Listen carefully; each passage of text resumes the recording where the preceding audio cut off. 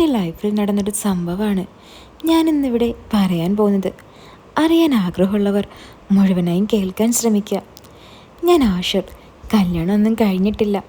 ഇപ്പോൾ ഒരു പ്രവാസിയാണ്.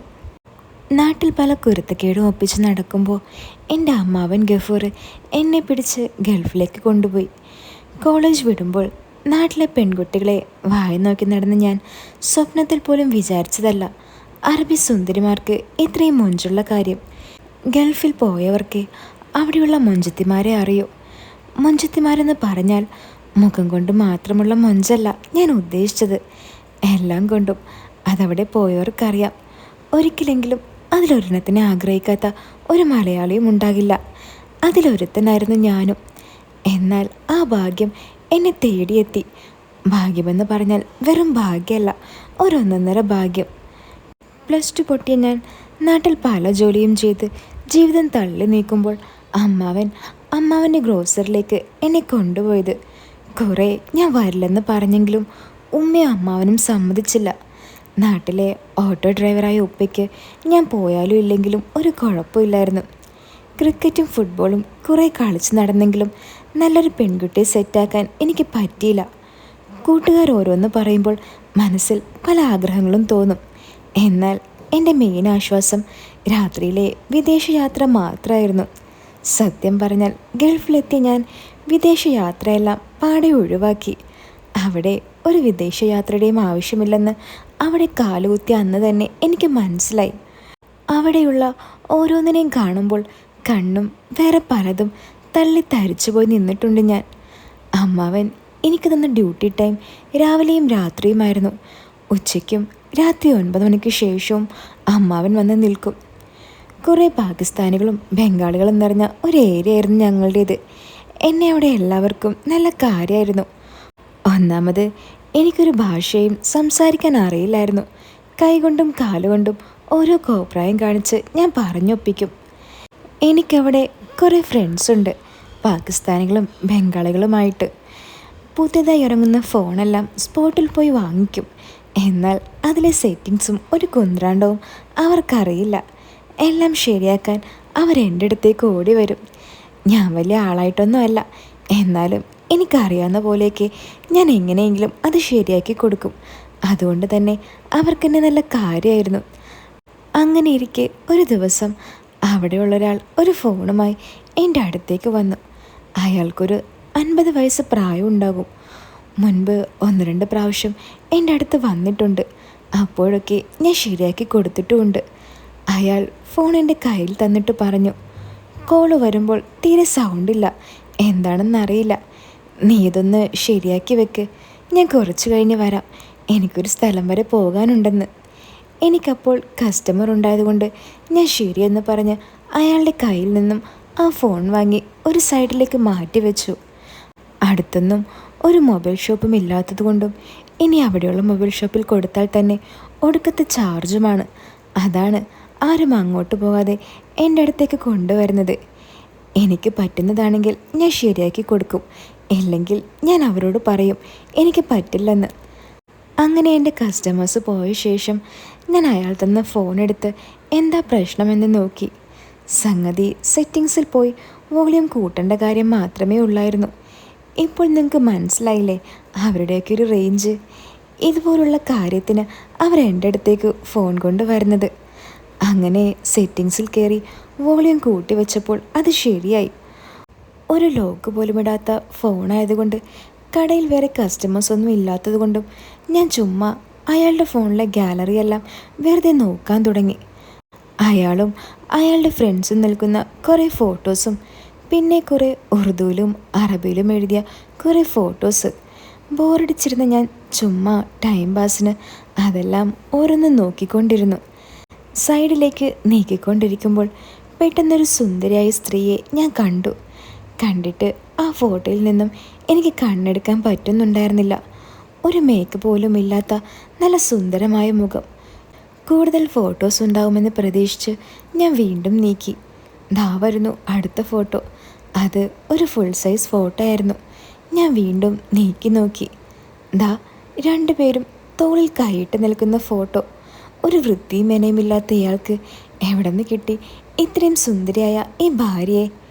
ഞാൻ വീണ്ടും അടുത്ത ഫോട്ടോസ് കാണാൻ നീക്കി നോക്കാൻ തുടങ്ങി. അടുത്ത നീക്കലിൽ വന്ന ഫോട്ടോസ് കണ്ട് ഞാൻ ശരിക്കും ഞെട്ടിപ്പോയി. ഇതുവരെ കണ്ട ഫോട്ടോയിൽ നിന്നും നല്ല വ്യത്യാസമായിരുന്നു ആ ഫോട്ടോ. കണ്ണ് തള്ളിപ്പോയ ഞാൻ വേഗം ഇനിയുമുണ്ടോ നോക്കി. നീക്കാൻ തുടങ്ങിയപ്പോൾ പല രീതിയിൽ നിൽക്കുന്ന കുറേ എണ്ണം ഞാൻ വീണ്ടും കണ്ടു. കിളിപോയ അവസ്ഥയിലായ ഞാൻ അയാൾ വരുന്നതിന് മുമ്പ് ബ്ലൂടൂത്ത് വഴി എല്ലാം എൻ്റെ ഫോണിലേക്ക് ആക്കി വെച്ചു. അങ്ങനെ കസ്റ്റമേഴ്സ് ഇല്ലാത്ത സമയത്തെല്ലാം ഞാൻ അതൊക്കെ എടുത്ത് നോക്കിക്കൊണ്ടിരുന്നു. ഒന്ന് പോയി വിടാമെന്ന് വെച്ചാൽ അമ്മാവൻ വരണം. അങ്ങേര് വരണമെങ്കിൽ ഉച്ചയാകും. ഞാനെല്ലാം അടക്കി പിടിച്ച് സമയം തള്ളി നീക്കി. പെട്ടെന്ന് ആ പാകിസ്ഥാനിയുടെ ഫോണിലേക്ക് ഒരു കോള് വരാൻ തുടങ്ങി. ഞാൻ നോക്കുമ്പോൾ എം എന്നെഴുതിയ പേര് വെച്ച് ആരോ ആണ് വിളിക്കുന്നത്. ഞാൻ കോൾ എടുക്കാതെ ഫോൺ അവിടെ തന്നെ വെച്ചു. കുറച്ച് സമയം കഴിഞ്ഞപ്പോൾ ഫോൺ വീണ്ടും ബെല്ലടിക്കാൻ തുടങ്ങി. ആരായാലും ഞാനിനി എടുത്തിട്ട് ഏത് ഭാഷയിൽ സംസാരിക്കാനാന്ന് വെച്ച് ഞാൻ വീണ്ടും കോൾ എടുത്തില്ല. പക്ഷേ ആ കോൾ വീണ്ടും വന്നുകൊണ്ടിരുന്നു.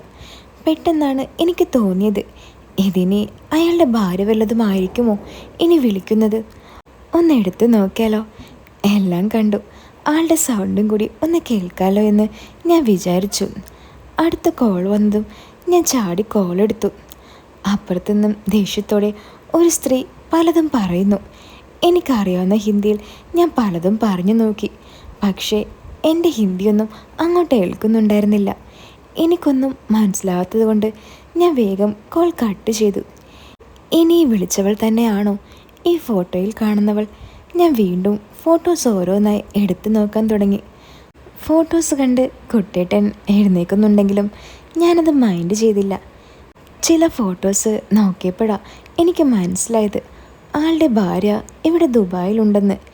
ഇവിടെ പല സ്ഥലങ്ങളിലും വെച്ചെടുത്ത ഫോട്ടോസ് എനിക്ക് കാണാൻ പറ്റി. അതും കൂടി അറിഞ്ഞപ്പോൾ എനിക്ക് കൂടുതൽ മോഹങ്ങൾ പൂത്തുലയാൻ തുടങ്ങി. ഞാൻ ആ ഫോണെടുത്ത് ഓഫ് ചെയ്തു വെച്ച നെറ്റ് ഓൺ ചെയ്ത് വാട്സപ്പിൽ കയറി നോക്കി. എന്ന പേരുള്ള ആൾ ആരാണെന്നറിയാൻ. ഞാൻ നോക്കുമ്പോൾ എന്ന പേരുള്ള ആളുടെ മെസ്സേജ് മുകളിൽ തന്നെ വന്നു കിടക്കുന്നു. ഞാൻ പ്രൊഫൈൽ പിക്ക് നോക്കിയപ്പോൾ അതയാളുടെ ഭാര്യ തന്നെ.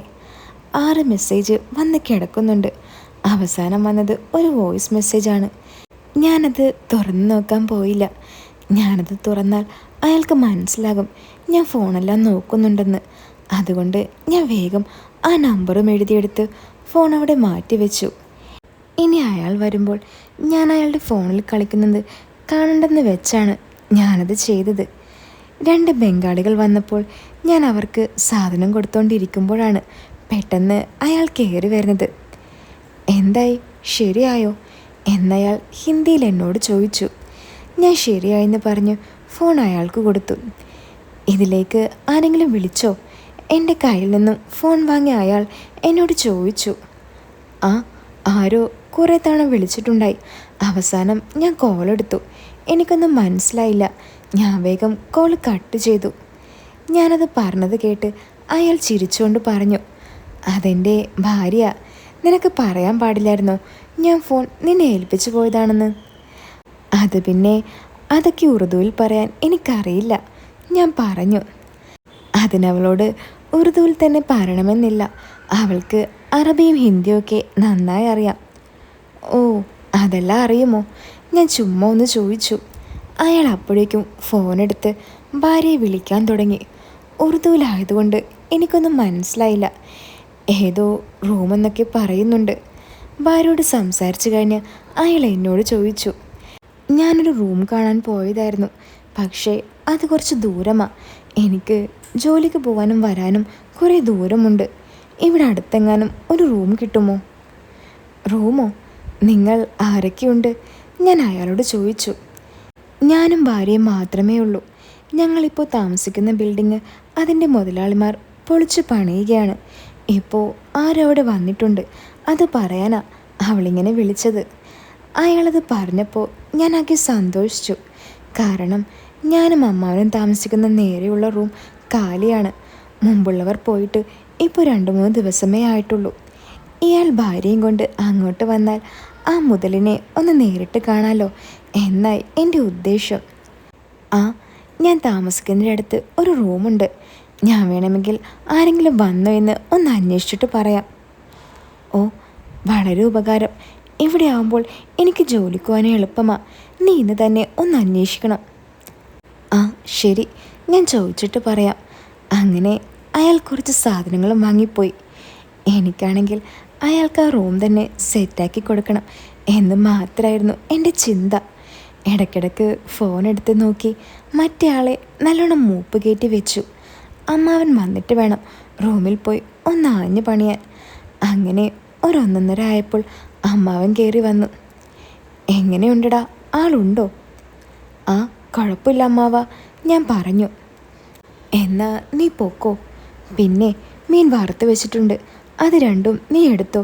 രാത്രിയിലേക്ക് വെക്കണ്ട, രാത്രി നമുക്ക് ചിക്കൻ ആക്കാം, അമ്മാവൻ പറഞ്ഞു. ആ, ശരി. പിന്നെ നമ്മുടെ മുന്നിലുള്ള ആ റൂമിൽ പുതിയ താമസക്കാർ വന്നോ?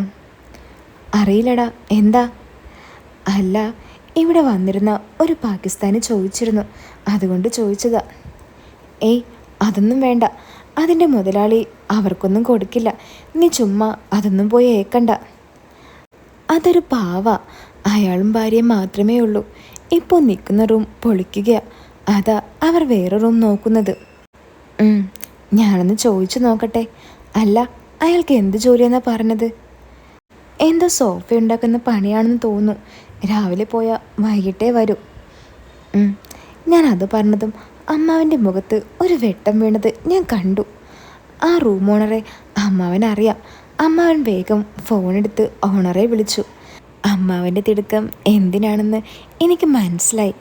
അയാളും ഭാര്യ എന്ന് പറഞ്ഞപ്പോൾ തന്നെ അമ്മാവൻ്റെ മുഖം ഞാൻ ശ്രദ്ധിച്ചിരുന്നു. എന്തായാലും അവളെ കണ്ട അമ്മാവൻ വിടില്ല, അതുറപ്പാ.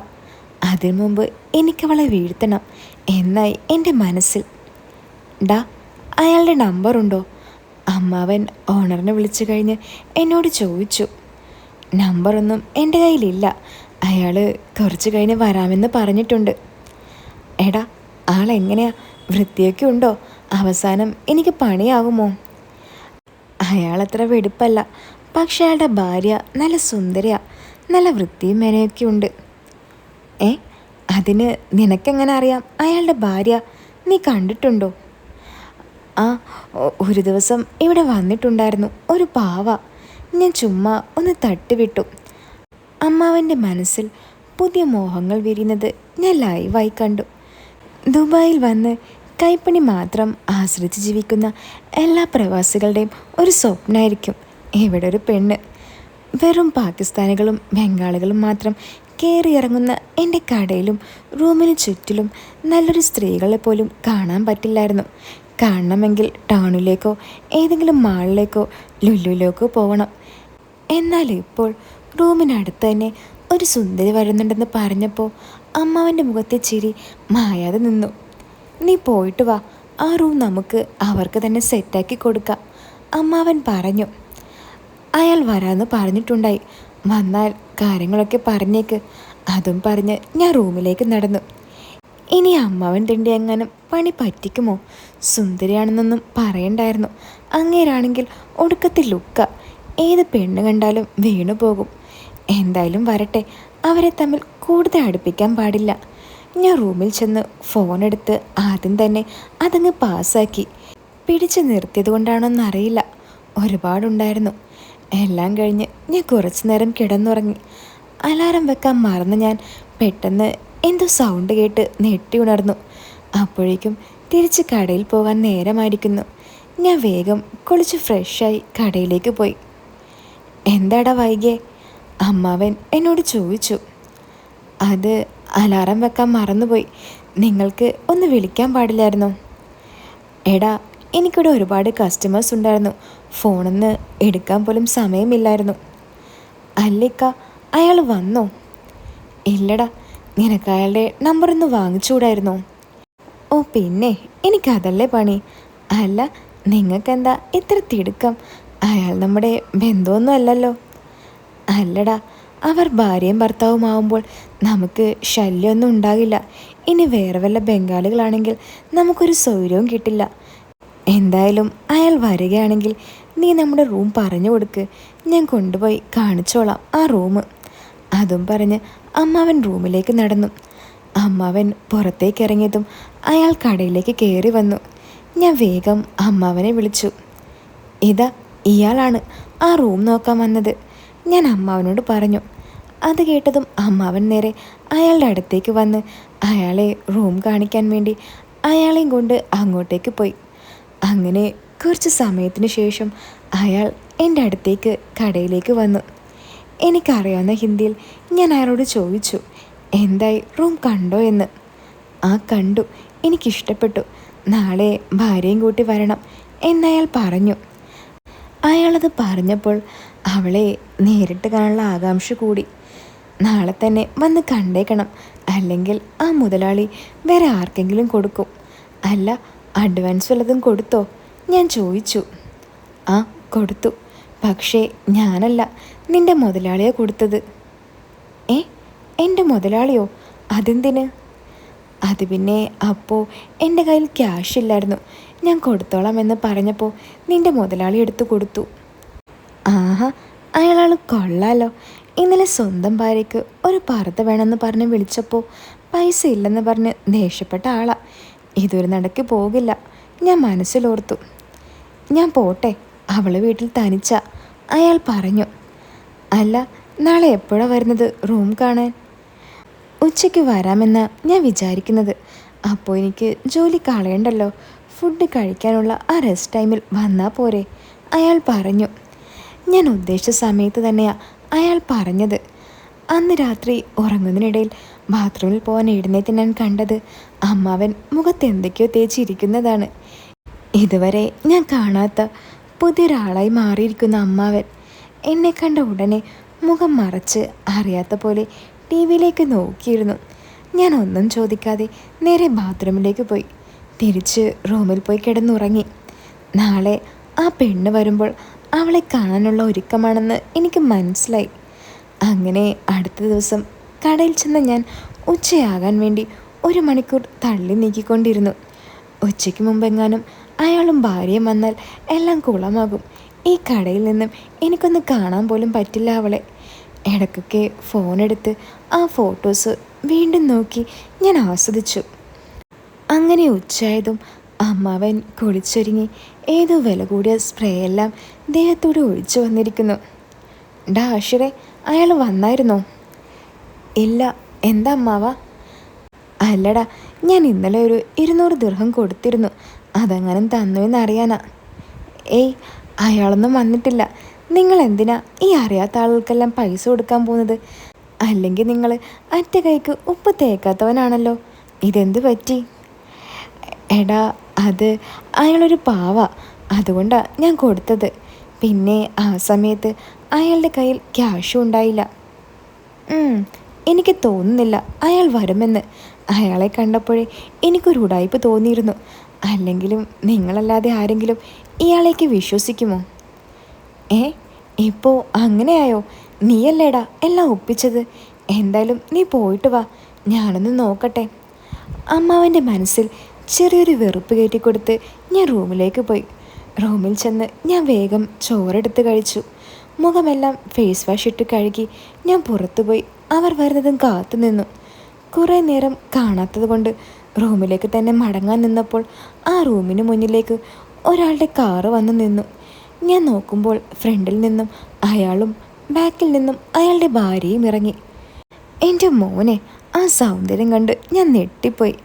അതിലും അപ്പുറം ആ ഫോട്ടോസ് എൻ്റെ കണ്ണിലേക്ക് കയറി വന്നു. എന്നെ കണ്ട അയാൾ എന്നെ അങ്ങോട്ട് മാടി വിളിച്ചു. ഞാൻ വേഗം അങ്ങോട്ടേക്ക് ചെന്നു. എന്നെ കണ്ട അവൾ എന്നെ നോക്കിയൊന്ന് ചിരിച്ചു. ഇവനാ എനിക്ക് ഈ റൂം പറഞ്ഞു തന്നത്, നിനക്കിവനെ മനസ്സിലായോ? അയാൾ ഭാര്യയോട് ചോദിച്ചു. ഇല്ല, അവൾ തല താഴ്ത്തി ചെറിയ നാണത്തോടെ പറഞ്ഞു. ഇവനാടി ഇന്നലെ നീ വിളിച്ചപ്പോൾ കോൾ എടുത്തത്. നിന്റെ ദേഷ്യത്തോടുള്ള സംസാരം കേട്ട് ഇവൻ ഇന്നലെ ഫോൺ വെച്ചിട്ട് ഓടി. അത് കേട്ടതും അവൾ എന്നെ നോക്കി പൊട്ടിച്ചിരിച്ചു. ഞാനും ചെറിയ വളിച്ച് ചിരിച്ച് അവിടെ തന്നെ നിന്നു. എന്താ നിന്റെ പേര്? എൻ്റെ നിൽപ്പ് കണ്ട് അവൾ എന്നോട് ചോദിച്ചു.